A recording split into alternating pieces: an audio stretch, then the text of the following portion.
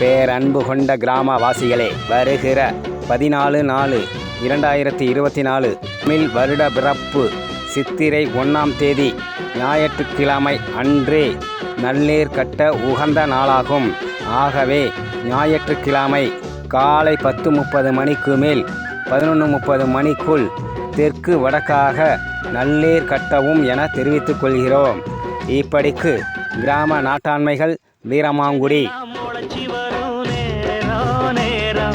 பிறந்துருச்சி நமக்கு நல்ல யோகா யோகா, உழைக்கிறவன் பெருமையெல்லாம் ஊரே பேசும்.